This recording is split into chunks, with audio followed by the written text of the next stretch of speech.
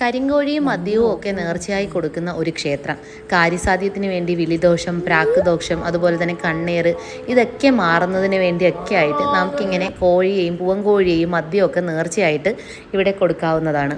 തിരുവനന്തപുരം കൊല്ലം ജില്ലയുടെ ബോർഡർ പ്രദേശമായ ഇളമ്പ്രക്കോട് എന്ന് പറയുന്ന ഒരു വനത്തിനുള്ളിലുള്ള വനദുർഗാ ദേവി ക്ഷേത്രത്തിലാണ് കേട്ടോ നമ്മളിപ്പോൾ ഉള്ളത്. ഇത് വളരെ ഫേമസ് ആയിട്ടുള്ളൊരു ക്ഷേത്രമാണ്. പുറത്തുനിന്നൊക്കെ ഒരുപാട് ആളുകൾ ഇവിടെ തൊഴുവാനായിട്ട് വരാറുണ്ട്. ഞാനീ പറഞ്ഞ ഇത്തരത്തിലുള്ള ദോഷങ്ങളുണ്ടെങ്കിലോ അല്ലെങ്കിൽ കാര്യസാധ്യത്തിനോ ആയിട്ടൊക്കെ നമുക്ക് ഈ വനദുർഗാ ക്ഷേത്രത്തിൽ വരാൻ പറ്റും. കാണിക്കാരെന്ന് പറയുന്ന ഒരു വിഭാഗക്കാരാണ് ഈ ക്ഷേത്രത്തിൻ്റെ നടത്തിപ്പും ഇവിടുത്തെ പൂജയും കാര്യങ്ങളും ഒക്കെ നടത്തി വരുന്നത്.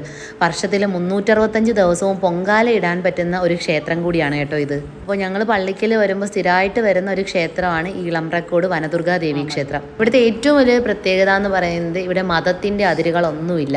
ഇവിടെ നമ്മൾ വരുമ്പോൾ എല്ലാ മതവിഭാഗക്കാരും വന്ന് നേർച്ചകളൊക്കെ നടത്തിയിട്ട് പോകുന്നത് കാണാറുണ്ട് കേട്ടോ.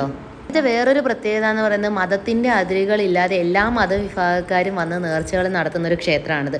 നമ്മൾ പലപ്പോഴും വരുമ്പോൾ ഇത് ഇവിടെ കാണാറുണ്ട് പല മതവിഭാഗത്തിൽ നിന്നുള്ള ആളുകൾ വന്നിട്ട് നേർച്ചകളൊക്കെ നടത്തിയിട്ട് പോകുന്നത്.